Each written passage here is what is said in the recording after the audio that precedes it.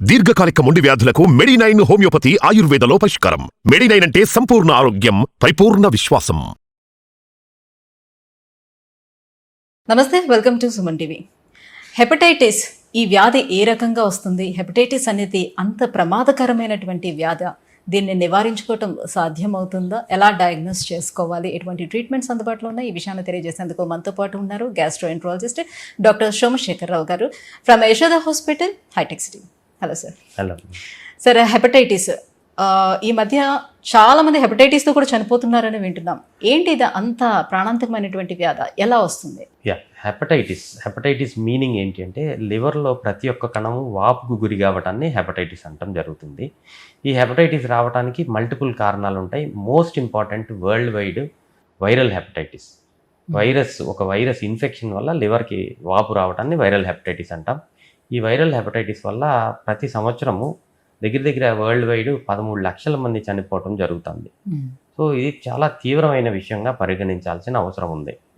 ఈ హెపటైటిస్కి వేరే కారణాలు వైరస్ కాకుండా ఆల్కహాల్ అధికంగా సేవించే వాళ్ళకి ఆల్కహాలిక్ హెపటైటిస్. ఇప్పుడు కొత్తగా నాన్ ఆల్కహాలిక్ స్టేటో హెపటైటిస్ అంటారు. అంటే ఫ్యాటీ లివర్ అని చాలా మంది వింటూ ఉంటారు, కానీ అది సీరియస్ కాదు, అందరికీ ఉంటుంది అని చాలా లైట్గా తీసుకుంటూ ఉంటారు. బట్ ఫ్యాటీ లివర్ డిసీజ్ కూడా నెమ్మదిగా ప్రోగ్రెస్ అయ్యి ఈ హెపటైటిస్ నుంచి లివర్ సిరోసిస్లోకి వెళ్ళి లివర్ డ్యామేజ్ అవుతాం. Hepatitis B viral hepatitis, alcoholic hepatitis, fatty liver cause వల్ల వచ్చే నాన్ ఆల్కహాలిక్ స్టేటో హెపటైటిస్. ఇలా మల్టిపుల్ కారణాలు ఉన్నాయి. ఏ రకమైన హెపటైటిస్ అయినా దీర్ఘకాలికంగా ఒకవేళ నడుస్తూ ఉంటే ఈ లివర్ని నెమ్మదిగా డ్యామేజ్ చేసి లివర్ని నెమ్మదిగా సాఫ్ట్గా ఉండే లివర్ని గట్టిగా హార్డ్గా రాయిలాగా తీసుకుని వెళ్తుంది. Over a period of time 10 సంవత్సరాలు, 15 సంవత్సరాలు, 20 సంవత్సరాల్లో లివర్ గట్టి పడతాం.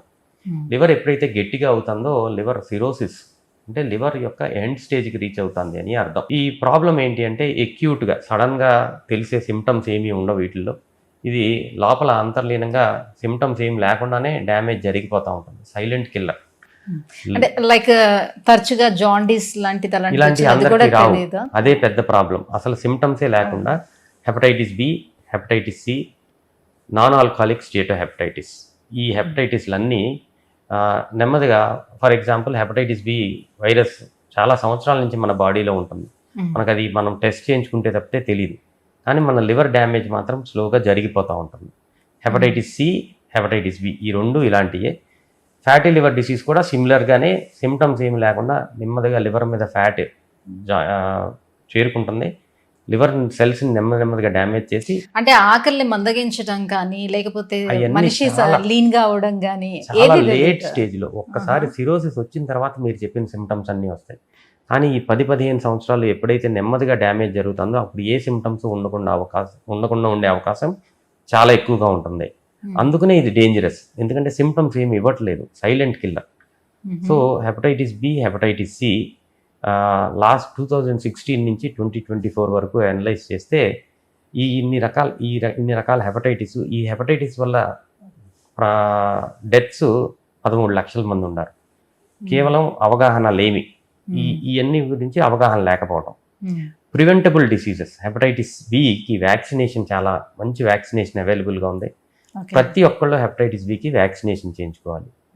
హెపటైటిస్ బి ఉన్నది లేనిది, హెపటైటిస్ సి ఉన్నది లేనిది మనకి సిమ్టమ్స్ ఉండవు లివర్ కంప్లీట్ డ్యామేజ్ అయ్యే వరకు. సో ప్రతి ఒక్కళ్ళు అంటే ఎప్పుడు ఏ ఏజ్ గ్రూప్లో అయినా సరే first hepatitis B, hepatitis C గురించి పరీక్ష చేయించుకోవాలి. హెపటైటిస్ బికి HbSAg అని ఒక సింపుల్ బ్లడ్ టెస్ట్, హెపటైటిస్ సికి యాంటీ HCV. ఇది లైఫ్లో ఒక్కసారైనా అందరూ చేయించుకుని, ఒకవేళ ఈ హెపటైటిస్ బి, సి నెగిటివ్ ఉంటే హెపటైటిస్ బికి వ్యాక్సిన్ ఉంది, కంపల్సరీ 3 డోసెస్లో ఈ వ్యాక్సిన్ వేయించుకుంటే హెపటైటిస్ బి ఎప్పుడు జీవితంలో మనకు రాకుండా ఉండే అవకాశం ఉంటుంది. ఫస్ట్ హెపటైటిస్ సి, ఒకవేళ హెపటైటిస్ సి పాజిటివ్ ఉంటే హెపటైటిస్ సికి మంచి మాత్రలు అవైలబుల్గా ఉంటే కంప్లీట్గా క్యూర్ చేసుకునే అవకాశం ఉంటుంది. సో ఎర్లీ స్టేజ్లో ఇంత సింపుల్ థింగ్ నేను చెప్పేది చాలా సింపుల్గా ఉంది, వదిలేస్తే చాలా సివియర్గా డ్యామేజ్ అయ్యి లివర్ సిరోసిస్, లివర్ క్యాన్సర్. అంటే మీరు డయాగ్నోస్ అయిన తర్వాత చేయించుకోమని చెప్తున్నారా వ్యాక్సిన్? ఎవరైనా చేయించుకో? అందరూ ఒక్కసారి లైఫ్ లో ఎవరికి ఉంటుందో లేదో చెప్పలేము మనం. ఇప్పుడు హెపటైటిస్ బి ఉన్న వాళ్ళలో 90% మందికి వాళ్ళకి వైరస్ ఉందని తెలియదు. హెపటైటిస్ సి ఉన్న వాళ్ళలో 80% మందికి వాళ్ళకి వైరస్ ఉందని తెలియదు. వేరే రకాల కారణాల వల్ల మనం టెస్టులు చేసినప్పుడు ఈ వైరస్ ఉందని తెలుస్తుంది. లేదంటే వీళ్ళ లివర్ కంప్లీట్గా డ్యామేజ్ అయిపోయి సిరోసిస్ ఆఫ్ లివరు దాని కాంప్లికేషన్స్తో మన దగ్గరికి వచ్చినప్పుడు ఈ వైరస్ ఉందని తెలుస్తుంది. ఇది అవగాహన లేమి. ఇలా ఒక డయాగ్నోస్ వైరస్ అయిన తర్వాత వ్యాక్సిన్ తీసుకుంటే పనిచేస్తుందా? పనిచేయదు. There is no use. Diagnose అవ్వక ముందు మనకి లేదు అని తెలుసుకుని మళ్ళీ జీవితంలో ఎప్పుడు రాకుండా ప్రివెంటబుల్ హెల్త్ కేర్, జబ్బులు వచ్చిన తర్వాత ట్రీట్ చేసుకోవడం కాకుండా జబ్బు రాకుండా ఏం జాగ్రత్తలు తీసుకోవాలి, ఒకవేళ ఇలాంటిది ఏదైనా ఉండే అవకాశం ఉందా, ఉంటే మనం ఏం జాగ్రత్తలు తీసుకోవాలి అని ప్రతి ఒక్కళ్ళు తెలుసుకోవాలి. ఇలాంటిది ఒక జబ్బు ఉంటుంది అని తెలిస్తే, డయాబెటీస్ అనే జబ్బు ఉంది అని తెలిసినప్పుడు షుగర్ కోసం పరీక్ష చేయించుకుంటున్నారు, ఎందుకంటే అది లైఫ్ థ్రెటనింగ్ అవుతుంది అని. అలాగే హెపటైటిస్ అనే ఒక ప్రాబ్లం ఉంటుంది, మనకు ఉందా లేదా అని మనం ప్రతి ఒక్కళ్ళు చెక్ చేయించుకోవాలి. అప్పుడే ఈ వైరల్ హెపటైటిస్ అనేది ప్రపంచం మొత్తం నుంచి మనం ఎలిమినేట్ చేసే అవకాశం ఉంటుంది. ఇలా ఈ అవగాహన లేమి వల్ల నాకు వైరస్ ఉండి నేను చాలా మందికి ట్రాన్స్మిట్ చేస్తున్నాను. నెంబర్ 1 ఎలా వ్యాప్తి చెందుతుంది ఇది? Yes, more important. Hepatitis B and hepatitis C ముఖ్యంగా రక్తం నుంచి రక్తానికి ఒకళ్ళ నుంచి ఒకళ్ళకి వ్యాప్తి చెందుతుంది. Just like HIV. Exactly. HIV కన్నా 10 times మోర్ ర్యాంపెంట్గా హెపటైటిస్ సి వ్యాప్తి చెందుతుంది.